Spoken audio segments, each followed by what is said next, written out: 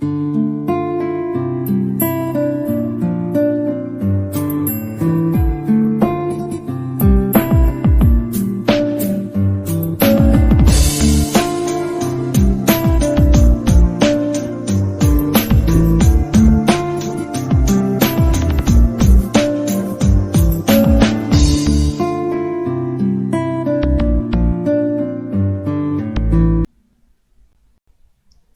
students, I am Dr. Umesh Bansod from the Department of English, J.M. Patel College, Bhandara, Maharashtra. Today we are going to discuss about the syllabus of BA Semester 4 Compulsory English prescribed by Rashtrasanta Tukdoji Maharaj, Nagpur University, Nagpur. This presentation is also available on YouTube on Grammar Planet by Dr. Umesh Bansod. The syllabus is under discussion is of BA Semester 4 and already we have studied about Semester 3rd previous year.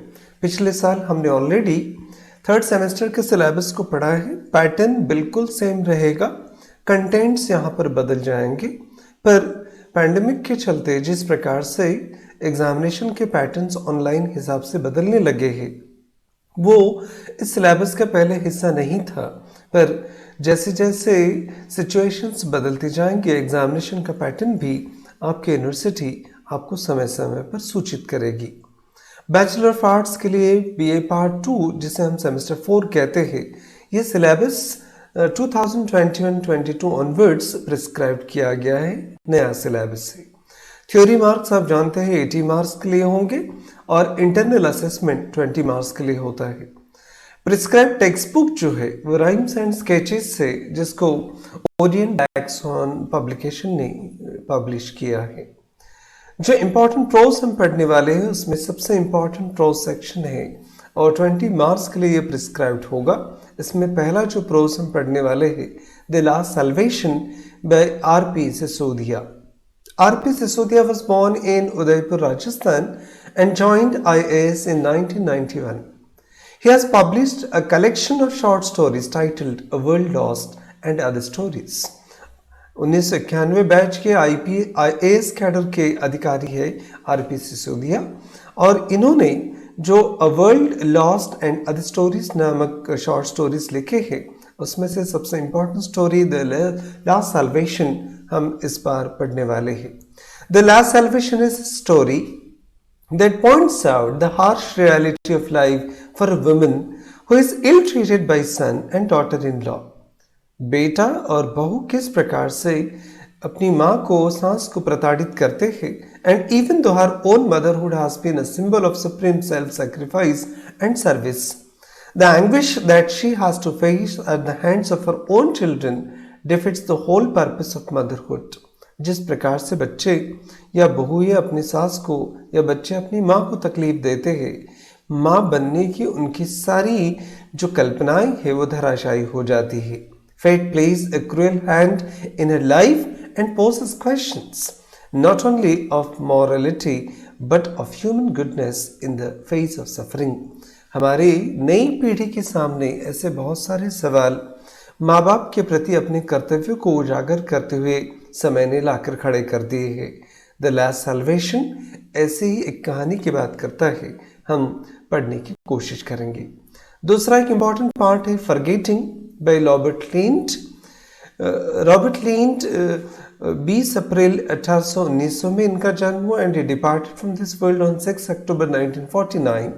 was an Irish writer, editor of poetry, urban literary essayist, socialist and Irish nationalist. Forgetting एक important prose है. The whimsicality of the writings is underlying charm of his work and completely sincere, and the argument well developed. The essays are simple and straightforward. Robert lint किस प्रकार से ऐसे लिखते हैं, किस प्रकार से उनका आर्गुमेंटेटिव स्टाइल है, इसका अंदाज़ा हमें इस प्रोज के माध्यम से आ जाएगा.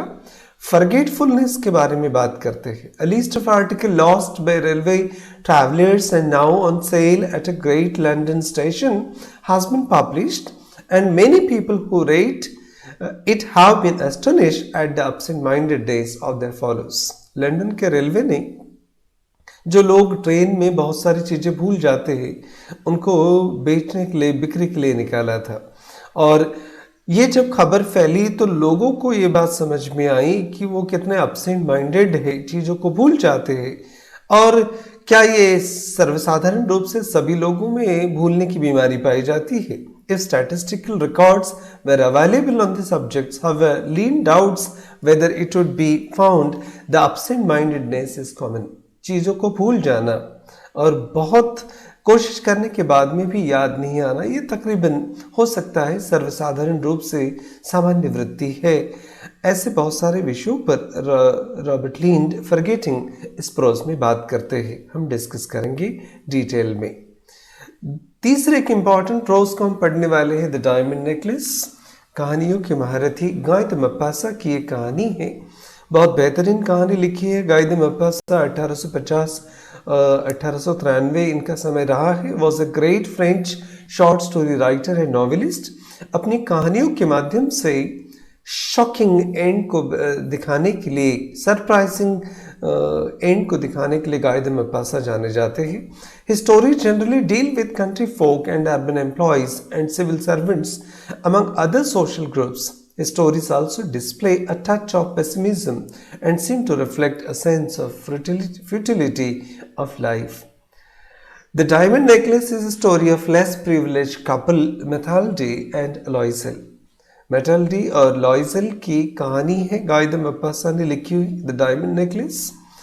एक इनविटेशन मिलता है एजुकेशन मिनिस्ट्री की तरफ से लॉइजल को, और इनविटेशन के मिलने के बाद पार्टी में जाने के लिए मेटाल्डी क्या क्या करती है, किस प्रकार से वो डायमंड नेकलेस पड़ोसी से उधार लेती है, खो जाता है और उसकी कीमत चुकाने के लिए किस प्रकार से मेटल्डी और लॉइजल को पूरी ज़िंदगी दांव पर लगानी पड़ती है।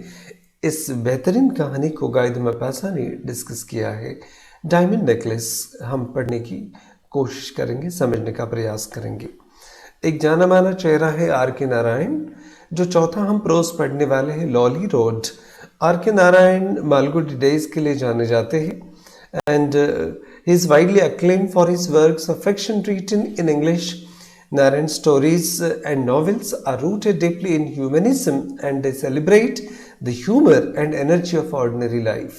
आम लोगों की बात करते हैं आर के नारायण और किस प्रकार से भारतीय ग्रामीण जीवन को उन्होंने अपनी कहानियों में स्पेशली मालगुडी की एक दुनिया उन्होंने बनाई है। And the location of most of the fiction is the fictional town of Malgudi, first introduce in the writers debut novel Swami and friends. 1935 में जो स्वामी एंड फ्रेंड्स नॉवेल उन्होंने लिखा था, मालगुडी इस प्लेस का वर्णन वहीं से शुरू होता है। Lolly road published in 1956 humorously portrays the uselessness and ignorance of the local authorities when it comes to dealing with issues of public interest and the way in which public offices of importance are abused by the rich and frivolous. At the center of the story is the laughing and joking with which of the municipal chairman goes about promoting and boosting nationalism and patriotism and the comic fall out of these efforts. समाज में जो बहुत सारी चीज़ें पाई जाती है, are के नारायण नफ्स पकड़ते हैं, ऐसी कहानियों की बात करते हैं। लॉली रोड इस माध्यम से हम जानने का प्रयास करेंगे कि म्यूनिसिपल चेयरमैन किस प्रकार से पैट्रियोटिज्म को, नेशनलिज्म को बूस्टिंग तरीके से फैलाने की कोशिश करता है और किस प्रकार से आर के नारायण इस बात को देखते हैं। एक यूनिट सेकंड इम्पॉर्टेंट है जिसमें हम पर्सनालिटीज़ की बात करेंगे। प्रीवियस सिलेबस में भी हमने बहुत सारी पर्सनालिटीज़ को जानने का प्रयास किया था। 20 मार्क्स के लिए ये पोर्शन प्रिस्क्राइब्ड है। इसमें सबसे इम्पॉर्टेंट एक पर्सनालिटी है विजय भटकर, इनके बारे में हम जानने का प्रयास करेंगे। Vijay Bhatkar born in 1946 was born in Akola district of Maharashtra. He completed his engineering degree by the time he was just 18 years of old and received his PhD when he was 26 years old. 18 साल की उम्र में ही engineering complete की विजय भटकर जी ने और 26 साल की उम्र में उन्होंने PhD भी कंप्लीट कर लिया था। Dr. Vijay P. Bhatkar is one of the important initiators of the electronics revolution in India and acclaimed global leader in computing. Bharat में कंप्यूटर के क्षेत्र में सबसे जाना माना नाम विजय भटकर का है और भारत को परम संगणक दिलाने वाले super computer params is the invention of Vijay Bhatkar, and Param put India a league ahead of Europe, and Dr. Vijay Bhatkar is best known as the architect of India's national initiative in supercomputing. हम इस pros के माध्यम से doctor Vijay Bhatkar ने किस प्रकार से परम संगणक बनाया, किस प्रकार से दुनिया में भारत का नाम ऊंचा किया है, इस महत्वपूर्ण एक्सट्रैक्ट में जानने की कोशिश करेंगे। दूसरा एक इम्पॉर्टेंट व्यक्ति है जिन्हें हम जानने का प्रयास करेंगे, प्रिया Paul. She born in 1967 is a second generation industrialist and a daughter of the late industrialist Surendra Paul, who set up the APJ group. The initial APJ stand for Amin Chand Pere, Lal and Jalandhar, where the group's business was originated. The APJ group started out as a steel manufacturing company but later diversified to become a major player in the shipping, tea and hotel industries as well as in real estate.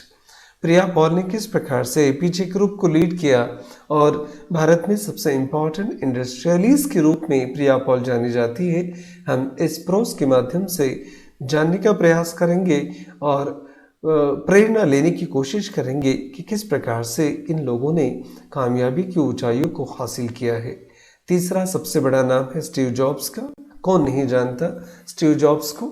1955 में उनका जन्म हुआ, 2011 में वो इस दुनिया से चले गए। Was an American entrepreneur and inventor, best known as a cofounder, chairman and CEO of Apple. Apple के सीईओ के रूप में, चेयरमैन के रूप में, फाउंडर के रूप में उन्हें जाना जाता है। Though Apple is widely recognized as a charismatic pioneer of the personal computer revolution and for his influential career in the computer and consumer electronics field, बहुत सारी इंडस्ट्रीज को ट्रांसफॉर्म करने के लिए एप्पल का सबसे बड़ा योगदान रहा है और किस प्रकार से स्टीव जॉब्स ने अपनी कामयाबी को हासिल किया है, हम समझने का प्रयास करेंगे। यूनिट थर्ड पोएट्री के लिए डिवोटेड है, 20 मार्क्स के लिए प्रोज है, 20 मार्क्स के लिए पर्सनालिटीज है, तो 20 मार्क्स के लिए पोएट्री सेक्शन भी है। इसमें सबसे इम्पॉर्टेंट पोएम हम आर्थर ह्यू क्लोव की पढ़ने की कोशिश करेंगे, स्ट्रगल नॉट अ वेलिथ। ये एक इम्पॉर्टेंट पोएम है और Arthur Hugh Clough was an English poet and educationist and devoted assistant to Florence Nightingale. And किस प्रकार से इस पोएम में एक स्पिरिचुअल सजेशन को आर्थर क्लो देने की कोशिश करते हैं। एंड इट इज़ इम्पॉर्टेंट, फेंट not even though results may not be immediately apparent. एक बताने का प्रयास करते हैं कि कामयाबी भले ही ना दिखाई दे पर स्ट्रगल नॉट अवेलिथ। ये पोएम हमें एक इम्पॉर्टेंट मैसेज देती है समझने के लिए कि किस प्रकार से ज़िंदगी में हमें स्ट्रगल करते रहना चाहिए। अगर स्ट्रगल करते हैं तो हमारी मेहनत कभी ज़ाया नहीं जाती। दूसरा एक इम्पॉर्टेंट पोएम हम पढ़ेंगे, the tiger and deer. Shri Aurobindo ने इसे लिखा है and Shri Aurobindo was an Indian philosopher and yogi and one of the chief contributors to Indian English literature. Shri Aurobindo की सबसे इम्पॉर्टेंट जो पोएम्स रही है वो सावित्री है, जिसे हम एन एपिक पोएम के नाम से जानते हैं, जिसे ब्लैंक वर्ड्स में उन्होंने लिखा था। और इस पोएम को, इस एपिक पोएम को उनकी ज़िंदगी का पोएट्री करियर का कल्मिनेशन समझा जाता है। द टाइगर एंड डियर इस एक डायडेक्टिक पोएम है, फिलोसॉफिकल पोएम है, मेटाफिजिकल पोएम है। इस कविता के माध्यम से नज़ाकत से भरी, सुंदरता से भरी, निरागसता से भरी डियर और क्रूरता से भरा हुआ टाइगर किस प्रकार से तुलना श्री अरबिंदो करते हैं और क्या मैसेज देना चाहते हैं, इस कविता के माध्यम से हम जानने का प्रयास करेंगे। एक तीसरे इम्पॉर्टेंट कवि है विलियम शेक्सपियर। दुनिया के सबसे जाने माने और बड़े कवि के रूप में विलियम शेक्सपियर को जाना जाता है। पोलिनियस टू लाटस, ये एक इम्पॉर्टेंट पोएम हम इस माध्यम से पढ़ने वाले हैं। Polonius and Laertes is a short passage which has been taken from the third scene of the first act of Shakespeare's great tragedy Hamlet, and this is a farewell scene between Laertes and his sister Ophelia. He is about to start for Paris. लार्टस और Polonius के बीच में किस प्रकार का संभाषण होता है? जिस समय लार्टस अपनी सिस्टर ओफिलिया को फेयरवेल देने के लिए बाहर आते हैं और किस प्रकार के संभाषण चलता है, इस प्रकार का एक प्रिसिप्स जिस प्रकार का एक्वायर्ड किया गया है और स्टेटस जिसको प्रोवर्ब्स और मैगजीन का रूप इंग्लिश में मिला है, एक इम्पॉर्टेंट मैसेज को विलियम शेक्सपियर इस कविता के माध्यम से, इस सोनेट के माध्यम से देने का प्रयास करते हैं। तीसरा एक इम्पॉर्टेंट पोएम है नेचर, जिसे हेनरी वर्ड्सवर्थ लॉन्गफेलो ने लिखा है। He is American best-loved poets and is a prominent member of the group of writers called Fireside Poets, which include William Cullen Bryant, John Greenleaf Whittier, James Russell Lowell and Oliver Wendell Holmes. ऐसे बहुत सारे poets हैं England के जिन्हें fireside poets के नाम से जाना जाता है। हेनरी वर्ड्सवर्थ लॉन्गफेलो नेचर इस पोएम के माध्यम से एक इम्पॉर्टेंट मैसेज देना चाहते हैं। Poem is about the transition of human make from life to death. जन्म से लेकर मृत्यु तक किस प्रकार से बदलाव मनुष्य के जीवन में आते हैं और कैसे चीजें पीछे छूटती जाती है। किस प्रकार से बच्चा जिद करता है खिलौने के लिए और माँ समझाकर खिलौने दूर कर देती है। नेचर भी माँ की तरह ही एक एक खिलौना इंसान से छीन लेता है और अंत में मनुष्य अपने अंतिम अवस्था को प्राप्त कर जाता है। ऐसा एक इम्पॉर्टेंट थीम के ऊपर नेचर ये पोएम लिखी गई है, हम समझने का प्रयास करेंगे। यूनिट 4 एक इम्पॉर्टेंट पोर्शन है, ग्रामर और कंपोजिशन रहेगा 20 मार्क्स के लिए। इस साल आपको स्टोरी राइटिंग पढ़नी है। नरेशन जिसे हम डायरेक्ट इनडायरेक्ट कहते हैं वो नरेशन रहेगा। राइटिंग ईमेल एक इम्पॉर्टेंट पार्ट इस साल हम पढ़ेंगे। पेपर पैटर्न कुछ इस प्रकार से है, बस का 3 शॉर्ट आंसर क्वेश्चंस रहेंगे। यूनिट 1 के ऊपर प्रोज सेक्शन होगा, इंटरनल चॉइस रहेगा, 3 क्वेश्चंस आपको सॉल्व करने हैं 5 मार्क्स के, total 15 marks. Question number 1 A cover करेगा। Question number 1 B 5 objective type questions है, यूनिट 1 के ऊपर बेस्ड रहेंगे, प्रोज के ऊपर, और करेक्ट ऑप्शन आपको चुनना है जिस प्रकार के एमसीक्यूज होते हैं। 5 मार्क्स के लिए क्वेश्चन आएगा, 1 mark to each question. Paper pattern में जो सेकंड क्वेश्चन आएगा वो पर्सनालिटीज के ऊपर है। पेपर का क्वेश्चन पैटर्न सेम रहेगा, 3 शॉर्ट आंसर क्वेश्चंस आएंगे 5 मार्क्स के लिए, 15 मार्क्स का टोटल क्वेश्चन, 5 मार्क्स के एमसीक्यूज पर आधारित पर्सनालिटीज के ऊपर ये 5 क्वेश्चंस ऑब्जेक्टिव टाइप रहेंगे। थर्ड जो क्वेश्चन है वो पोएट्री के ऊपर बेस्ड है, फिर से 3 short answer questions for 5 marks each, 5 objective type questions 1 mark each, total 20 marks will be covered on this section. Question number 4 story writing के ऊपर रहेगा, 10 मार्क्स के लिए क्वेश्चन होगा, नरेशन 5 मार्क्स के लिए और राइटिंग ईमेल 5 मार्क्स के लिए। इस प्रकार से ये सिलेबस आपको समझना ज़रूरी है। सिलेबस किसी भी इम्पॉर्टेंट बुक का आईना होता है। आप जब तक सिलेबस को बेहतर तरीके से नहीं समझेंगे, आप एग्ज़ामिनेशन के लिए प्रिपेयर करने में सहूलियत नहीं पाएंगे। इसलिए आपको कंफर्टेबल होने के लिए सिलेबस को समझना ज़रूरी है। उम्मीद करते हैं ये डिस्कशन आपको हेल्प करेगा सिलेबस को समझने के लिए। Thank you very much for watching this video and all the best for the coming session.